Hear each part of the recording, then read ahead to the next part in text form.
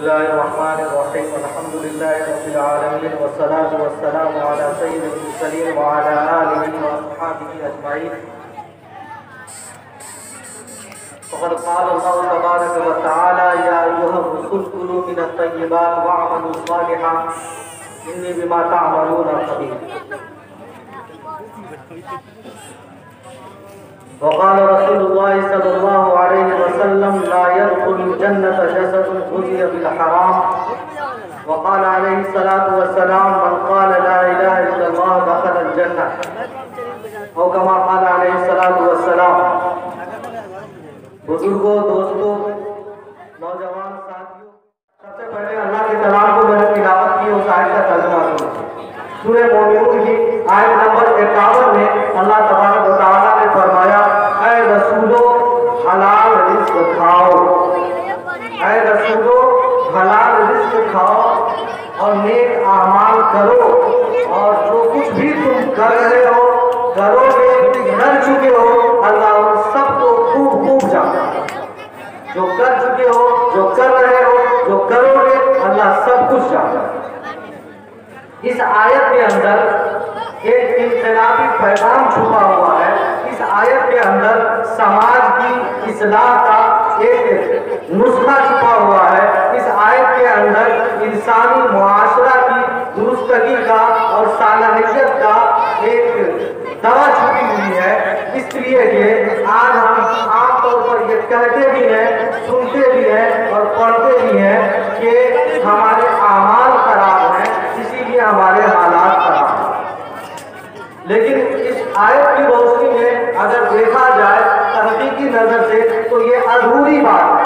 पूरी बात ये है कि अल्लाह ने जिस तरह से फरमाया है उस तरकीब से बात को समझा जाए। सबसे पहले फरमाया है कुलू मिनत तय्यिबात, उसके बाद से वअमलू सालिहान, हलाल रिज़्क़ खाओ, नेक आमाल करो। हम ये कहते हैं कि हमारे आमाल खराब है, इसीलिए हमारे हालात खराब है, और कुरान ये कहता है कि तुम्हारा रिज़्क़ खराब है, तुम्हारी रोजी खराब है, तुम्हारी कमाई खराब है, तुम्हारी आमदनी का इनकम का सोर्स खराब है। और इनकम का सोर्स जब तक सही नहीं करोगे तब तक तुम्हारे आमाल के सही होने का चांस नहीं है। अगर जाहिरी तौर पर आमाल किसी का दुरुस्त भी नजर आएगा तो अल्लाह के नजदीक वो आमाल जब मकबूल ही नहीं है तो उस आमाल की वजह से हालात क्या बदलेंगे। तो ये जो कहा सुना जाता है, पढ़ा जाता है कि हमारे आमाल खराब है इसलिए हमारे हालात खराब है, मेरे ख्याल से नहीं, बल्कि कुरान के ख्याल से, कुरान के तालीम के मुताबिक ये बात अधूरी है। पूरी बात ये है कि हमारा हलाल रोजी नहीं है, इसीलिए हलाल आमाल नहीं है, इसीलिए हलाल हालात। अगर हालात को हलाल करना है, यानी अपने मुआफिक करना है, यानी इज्जत चाहिए, जिल्लत से बचे। आज हमको जलील करने की कोशिशें की जाती है, आज हमारे खिलाफ नफरत उगला जाता है, आज हमारे नौजवानों की मॉब लिंचिंग हो जाती है, आज हमारे बहनों की इस्मत पर डाका डाला जाता है, सिर्फ इस वजह से कि उसके नाम में मुसलमान जैसे लग जाए। वो मुसलमान होने की बुनियाद पर जिन हालात को झेल रहे हैं, इन हालात की वजह हमारे आमाल है, और हमारे आमाल इसलिए खराब है कि हमारा रिज़्क़ खराब है। आप ये समझिए कि एक गाड़ी है, अगर उसकी टैंकी में बजाय सही और साफ सुथरा पेट्रोल डालने के, पेट्रोल की गाड़ी हम बजाय सही और साफ सुथरा पेट्रोल डालने के उसमें अगर हम पेशाब डालें, उसमें अगर हम पानी डालें, या उसको हम तेल के साथ मिक्स कर दें या खारिज डालें, तो उससे उस गाड़ी को कितना नुकसान होगा। यह हर आदमी जानता है जिसको गाड़ी का तजर्बा है कि अगर तेल के साथ मिक्स करके डाला है तो जितना तेल है उतना चल सकता है, लेकिन उसका इंजन पर बहुत जबरदस्त असर पड़ेगा, फिर वो गाड़ी नहीं चलेगी। और अगर बिल्कुल ही तेल नहीं है, सिर्फ पानी ही पानी है, तो गाड़ी चलने का सवाल ही पैदा नहीं होता। आज हम जो रिज़्क़ खा रहे हैं उस रिज़्क़ पर हमें नजर करने की जरूरत है। अरे अगर अपनी फिक्र नहीं है तो अपने नस्लों की फिक्र कम से कम करना चाहिए। इसलिए कि ये नस्लें आपको बुढ़ापे में आराम उसी वक्त पहुंचाएगी जब उसकी रगों में हलाल रोजी का खून दौड़ा। अगर उसकी रगों में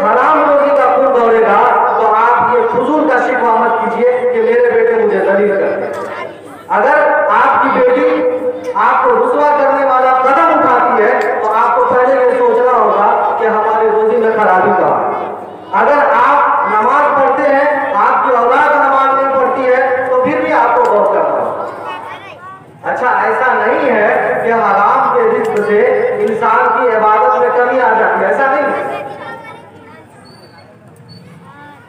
बात यह है कि कभी कभी हराम खाने वालों को भी हम देखते हैं कि उसके ज़ाहिरी आमाल बहुत बढ़ जाते हैं। बाद आपका 4-4 महीना निकल जाता है, बाद आपका 40-40 दिन निकल जाता है, बड़ी सी तस्बीह है, गले में तस्बीह बना करके घूम रहे हैं, 5 वक्त सबसे पहले पहुंच जाते हैं, लेकिन ज़ाहिरी इबादत पढ़ने के बावजूद भी दिल का जो तक़वा है, दिल का जो डर है, दिल में जो खुदा का खौफ है, दिल में खुदा की जो मोहब्बत है, वो कैफियत खत्म हो जाए। और इस कैफियत के खत्म होने ही की वजह से एक आदमी बहुत ज्यादा ज़ाहिरी तौर पर ईमानदार बनने के बावजूद, ज़ाहिरी तौर पर बहुत बड़ा नमाजी और तबलीगी बनने के बावजूद भी समाज में बेईमानी करता हुआ नजर आता है। इसलिए कि दिल से वो तकवा निकल गया है। और तकवा ऐसे नहीं निकला है, तकवा निकलने के लिए, जिस तरह गाड़ी का इंजन दम तोड़ने के लिए इसने गाड़ी के टैंकी में पानी डाला था, इसी तरीके से इन्होंने अपने जिस्मानी निजाम के अंदर हराम का पानी डाला। हलाल रिज़्क़ हासिल करना हज़रत ख्वाजा फरीदुद्दीन गंज शकर रहमतुल्लाह अलैह का वाक़या। 2 बुजुर्ग हुए हैं हमारे फरीदुद्दीन नाम से। एक फरीदुद्दीन अत्तार रहमतुल्लाह अलैह जो ईरान में पैदा हुए थे और उनकी फारसी की किताब है करीब 15 नामा। और एक फरीदुद्दीन गंज शकर रहमतुल्लाह अलैह थे जो पंजाब के इलाके के रहने वाले थे। ख्वाजा फरीदुद्दीन गंज शकर रहमतुल्लाह अलैह फरमाया करते थे कि इस्लाम के 6 अरकान हैं। हम सब जानते हैं कि इस्लाम के 5 अरकान हैं। एक तो कलमा है, दूसरी नमाज है, तीसरा रुकन रोजा है, चौथा रुकन ज़कात है, 5वां रुकन हज है। हम सब लोग ये जानते हैं कि इस्लाम ये 5 बुनियाद है। लेकिन ख्वाजा फरीदुद्दीन गंज शकर रहमतुल्लाह अलैह फरमाया करते थे कि इस्लाम के 6 रुकन है। एक तो कलमा, दूसरा नमाज, तीसरा रोजा, चौथा ज़कात, 5वां हज और छठा रोटी। ख्वाजा फरीदुद्दीन गंज शकर रहमतुल्लाह अलैह फरमाया करते थे कि इस्लाम का 6 रुकन है, छठा रुकन है रोटी खाना, ये छठा रुकन है इस्लाम का। तो उनके जमाने में एक आलिम थे जिनको रूहानी निस्बत नहीं हासिल थी, सिर्फ ज़ाहिरी आलिम है। तो उनको उनसे बड़ा इख्तिलाफ हुआ। उसके पास गए और जाकर के काफी बुरा भला कहा कि आप लोगों को गुमराह करते हैं। हदीस में 5 रुकन है, आप 6 रुकन बताते हैं, या आप इस्लाम से लोगों को गुमराह करते हैं। आपकी तालीम में बैठने वाले लोग यहाँ से बाहर निकलते हैं, कहते हैं इस्लाम का 6 रुकन है। ख्वाजा ने कहा 6 रुकन है, इसमें कोई शक है? तो वो आलिम पर पटकते हुए वहां से चले गए। कुछ दिनों के बाद हज का मौसम आया, वो आलिम हज करने के लिए गए और पानी के जहाज से उस जमाने में हज करने के लिए जाना होता था। वापस लौटे जब हज करके, तो दरिया समंदर में एक जवार भाटा उठा, तूफान आया और वो कश्ती टूट गई। कश्ती टूट गई, लोग बह बह करके किधर गए किसी को किसी का पता नहीं चला। लेकिन इस आलिम साहब को एक लकड़ी मिल गई, उस लकड़ी को पकड़ करके तैरते तैरते ये एक जजीरे में पहुंचे। चारों तरफ से पानी था, थोड़ा सा सूखा हुआ हिस्सा था जमीन का, वहां पर पहुंचे। छोटा सा जंगल था वहां पर पहुंचे। जब वहां पर पहुंचे तो 1 दिन 2 दिन 3 दिन गुजरने के बाद वहां पर देखा कि ना तो खाने का कुछ है ना पीने का कुछ, इसलिए कि समंदर का पानी इतना नमकीन होता है वो पीने के लायक ही नहीं होता। और उस जजीरे में कोई फल फ्रूट कुछ खाए नहीं, ना कोई चिड़िया था ना कोई जानवर, इस चीज को खा करके वो जिंदा था। तो तीसरे दिन एक आदमी आया कंबल ओढ़ करके, वो पता नहीं कहां से आया, अपना चेहरा छुपा करके आया। उसके हाथ में खाने का एक कटोरा था, दूसरे हाथ में पानी का एक प्याला, और उसने कहा कि अगर तुम अपना हज मुझे दे दो तो मैं तुम्हें ये खाना दे दूं। तो 3-4 दिन का भूखा प्यासा आदमी जो पहले ही दिन थक चुका था समंदर हिलते हिलते, वो कैसे नहीं कहता। उसने सोचा कि इस तरह से सवाब दे देने से जाता थोड़े, चलो ले लो खाना। तो खाना ले लिया, उसको कहा ठीक है हम अपने हाथ का सवाब तुमको दे देंगे। उसने खाना दे दिया, चला गया। फिर इस तरह से 2-4 दिन गुजरे, फिर तो फिर वो आदमी आया उसी तरह से कंबल ओढ़ करके, एक हाथ में कुछ खाना एक हाथ में कुछ पानी। कहा कि अब तुम्हारे पास जितनी जिंदगी भर की नमाज है, रोजे हैं, वो सब मुझे दे दो, तुम्हें खाना दे दो। मरता क्या ना करता, उसने उस दिन भी दे दिया। उसके बाद फिर वो आदमी गायब हो गया। अब की बार वो आदमी 4-5 दिन के बाद आया, जब तक इसकी हालत भूख से बेहद खराब हो चुकी, और फिर वही खाना लेकर के सामने खड़ा है और कह रहा है अब तो तुम्हारे पास कुछ बचा नहीं, आज तो पहले ही दिन दे चुके थे, सारी नमाजें सारे अमाल भी दे दिया दूसरे दिन, अब क्या दोगे? क्या मेरे पास कुछ नहीं है, जो मांगो मैं दे दूंगा, लेकिन मुझे पानी दे दो।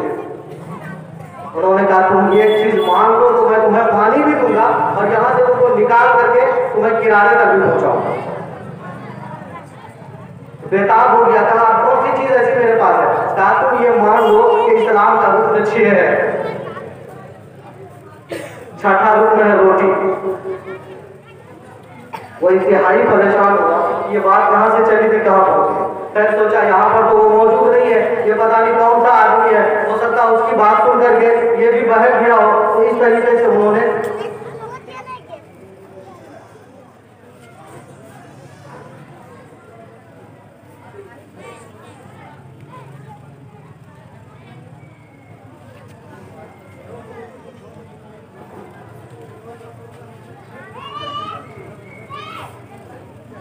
वो आए घर में, हमारे खुदा की रहमत है, कभी हम उनको कभी अपने घर को देखते हैं। हजारों दफा का पढ़ा हुआ शेर आज काम आया है। इसकी एक नई मानवीयत, नई अहमियत आज उजागर हुई। हम सब के दरमियान हमारी खुश नसीबी से अल्हम्दुलिल्लाह उस्ताद मोहतरम हज़रत मौलाना मुफ्ती मुस्तकीम साहब प्रतापगढ़ी दामद बरकातहू और उस्ताद मोहतरम हज़रत मौलाना मोहम्मद इस्राइल साहब कासमी तशरीफ ला चुके हैं। इंशाअल्लाह उनके नूरानी और इरफानी बयान से हम मुस्तफीद होंगे और जल्द ही आपके दरमियान इलाके के मोतबर उलमा पहुंच रहे होंगे। मैं चूँकि आपसे मुखातब हूँ, इस बीच में मालूम नहीं कर सका, वो रास्ते में थे और अब तक उन्हें पहुंच जाना चाहिए। दुआ कीजिए कि वो जल्द पहुंचे। बहरहाल दोस्तों, इस पूरे किस्से का खुलासा यह है कि इस्लाम के जो बुनियादी अरकान है वो तो 5 ही है, जो हदीस की तालीम है। कलमा है, नमाज है, रोजा है, हज है, ज़कात, यही है, गुमराह होने की जरूरत नहीं। लेकिन एक हदीस में ही मौजूद है, तलब कसबिल हलाल फरीज़तुन बादल फरीज़ा, हलाल रोजी तलाश करना इन फराइज के बाद एक फरीज़ा है। तो छठा रुकन है कि नहीं? तो ख्वाजा फरीदुद्दीन गंजे शकर रहमतुल्लाह अलैह कोई अपनी तरफ से बात तो कह नहीं रहे, खुद हदीस की तालीम है। आप उसको बाज़ाब्ता एक रुकन नहीं कहा गया हदीस में, अरकान दीन, अरकान इस्लाम वही 5 है, लेकिन उनके बाद का रुतबा सबसे पहला जो है वो हलाल रिज़्क़ है। कलमा के बाद नमाज, रोजा, हज, ज़कात के बाद सबसे अहम चीज जो है वो हलाल रिज़्क़ है। इसीलिए इसको दूसरे माना में अगर हम ये कह दें कि छठा रुकन है तो कोई मुकाबला नहीं। इसी की तरफ ख्वाजा फरीदुद्दीन गंजे शकर रहमतुल्लाह अलैह ने इशारा। तमाम तर इनकलाब की बातें कर ली जाए, तमाम तर इस्लाह मुआशरा की बातें कर ली जाए, नमाजों की तरजीमें दे दी जाए, तालीम की तहरीकें चला दी जाए, लेकिन ये याद रखिए कि कुरान की जो तरतीब है उसके मुताबिक जब तक हम नहीं आएंगे, जब तक अपने प्रोग्राम को उसके मुताबिक नहीं चलाएंगे, तब तक कामयाबी नहीं मिलने वाली। और कुरान की तरतीब यह है, या रसूल कुलू बिन तय्यबा, ऐ रसूलों पाकीज़ा रिज़्क़ खाओ। कमाल की बात है, ये नहीं कहा गया कि ऐ रसूल की उम्मतियों पाकीज़ा रिज़्क़ खाओ, ये नहीं कहा गया कि ऐ लोगों पाकीज़ा रिज़्क़ खाओ।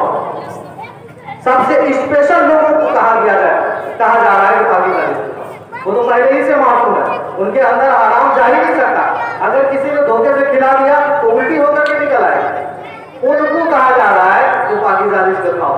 ये इसलिए कहा जा रहा है कि जब तुम्हारे बाप को कहा जा रहा है तो बेटे को क्यों नहीं कहा जा रहा? बेटा बदर औला को कहा।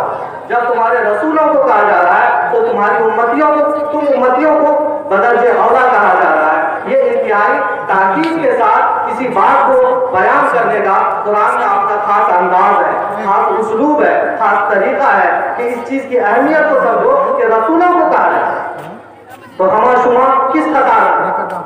और सबसे पहली बात ये कही जा रही है इस्लाम और इनकलाब की कि हलाल रिस्क खाओ। ये समझे कि जो रिस्क हराम का है और उसके कई रास्ते हैं। अगर आदमी मास्टर है मदरसे स्कूल में मिड डे मील चोरी करता है, अगर डॉक्टर है तो कमीशन खा रहा है, अगर पैथोलॉजिस्ट है झूठी रिपोर्ट बना करके उसको कोई महारत नहीं है पैसे लूट करके रोजाना 10,000 रुपए करना, अगर वकील है तो झूठ बोल करके दोनों पार्टियों से जो है डबल क्रॉस करके कमा रहा, अगर लीडर है तो लोगों की योजनाओं के पैसे को इस तरह से अपना हक समझ करके माले गनीमत समझ के खा रहा है, उसको एहसास भी नहीं।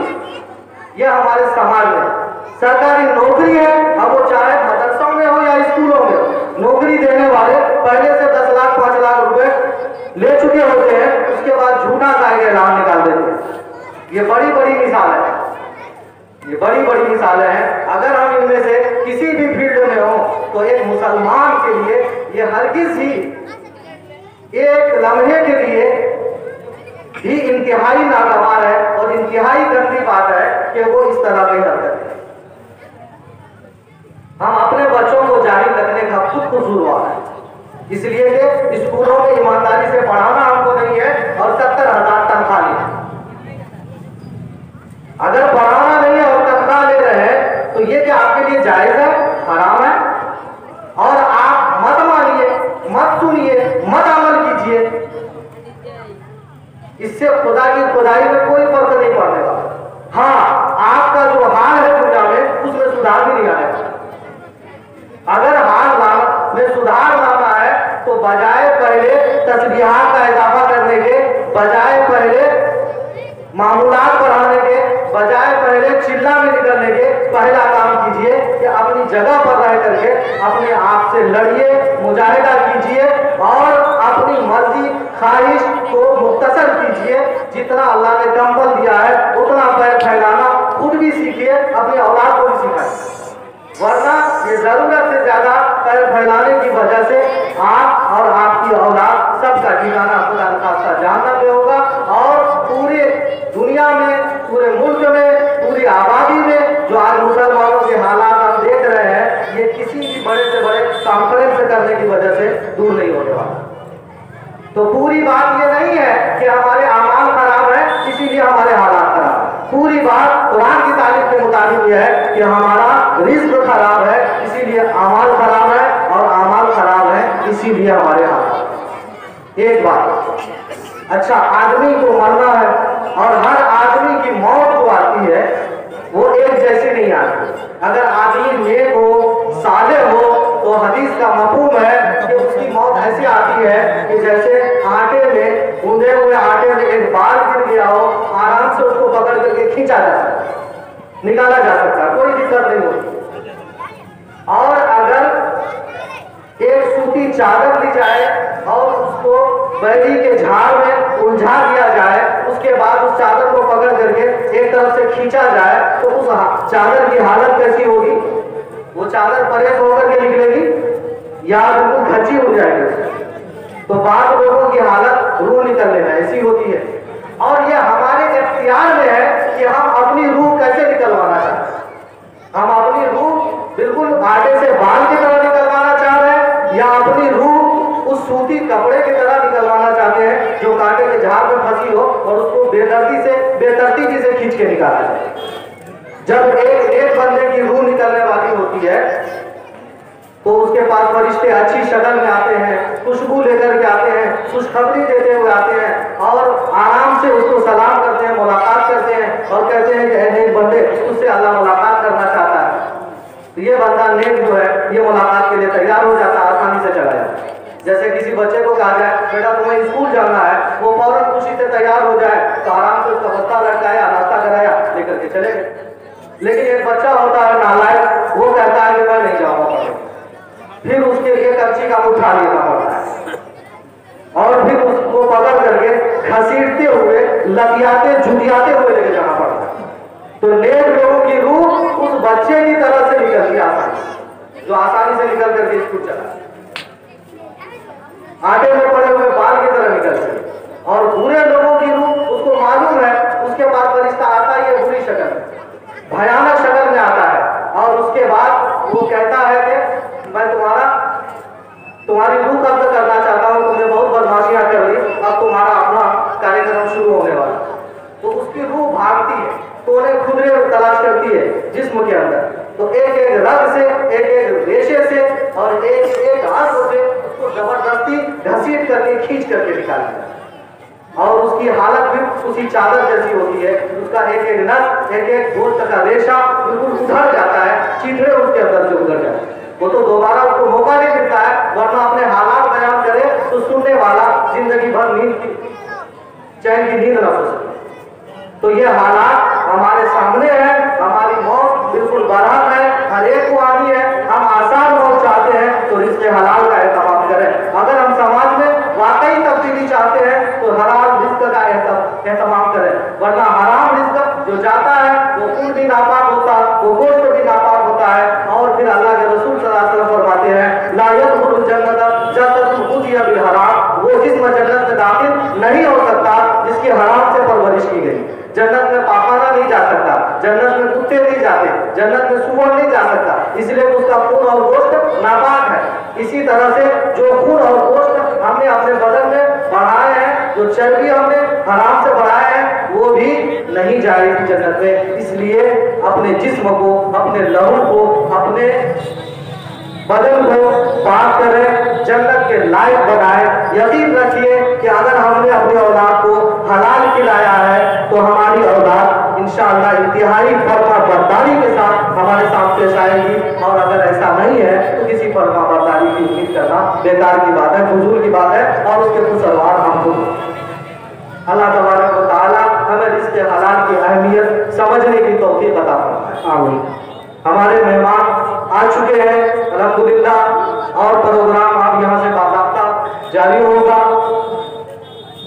जो लोग अभी आए हैं उनसे गुजारिश है कि अंदर बैठ जाएं, इस तरह खड़े रहने में अच्छा नहीं लगता है। ये पूरी रात का प्रोग्राम नहीं है, मुख्तसर वक्त के लिए तमाम हज़रात आए हैं और पूरी रात का प्रोग्राम करके फजर आने की तदाबीर नहीं करवानी है। आप लोग बैठ जाए, इंशाअल्लाह आपका असल प्रोग्राम शुरू हो जाएगा। मेरे ख्याल से आप लोग काम रखते हैं, बैठ जाइए या चले जाए, आप लोग बैठ जाइए या चले जाइए, आप ही लोगों से कह रहा हूँ। मुर्दों की बैठ जाकर सब लोग बैठ जाकर डाल कर तशरीफ लाए। ये दोनों प्रोग्राम है, दोनों प्रोग्राम का तहसील है।